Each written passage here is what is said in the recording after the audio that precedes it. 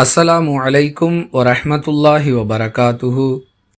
எனக்கு மாதவிடாய் ஏற்பட்டிருக்கும் நிலையில் அல்லாஹுவின் தூதர் ஸல்லல்லாஹு அலைஹி வஸல்லம் அவர்கள் என்னுடைய மடியில் சாய்ந்து கொண்டு குர்ஆன் ஓதக்கூடிய வழக்கமுள்ளவர்களாக இருந்தார்கள் என ஆயிஷா ரதியல்லாஹு அன்ஹா அவர்கள் அறிவிக்கிறார்கள். நூல் புகாரி, ஹதீஸ் எண் 297. அன்பிற்குரிய அல்லாஹுவின் நல்லடியார்களே, மாதவிடாய் ஏற்பட்டிருக்கக்கூடிய பெண்களை தீண்டத்தகாதவர்களாக கருதக்கூடிய வழக்கம் மற்ற மதத்தவர்களிடம் இருப்பது போன்று இஸ்லாமியர்களிடமும் சில பகுதிகளில் இருப்பதை பார்க்கிறோம். வீட்டில் ஃபாத்திஹா ஓதப் போகிறோம், மௌலுது ஓதப் போகிறோம், எனவே மாதவிடாய் பெண்கள் வீட்டிற்கு வரக்கூடாது என்றெல்லாம் சில இஸ்லாமிய குடும்பங்களில் சொல்வதை கேட்டிருக்கிறோம்.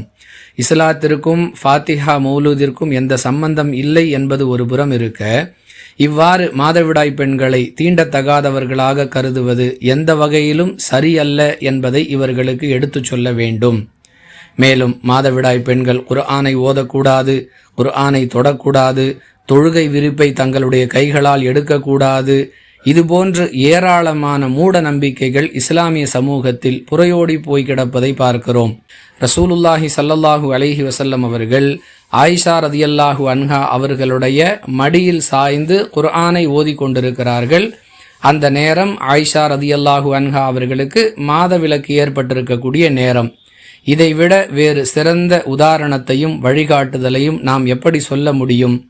எனவே மார்க்கம் சொல்லாத, மார்க்கத்தில் இல்லாத மூட நம்பிக்கைகளை எடுத்தெறிந்துவிட்டு அல்லாஹும் அவனுடைய தூதரும் எதை மார்க்கம் என்று நமக்கு வழிகாட்டி இருக்கிறார்களோ அவற்றை நடைமுறைப்படுத்தி நன்மையை பெறுவோம்.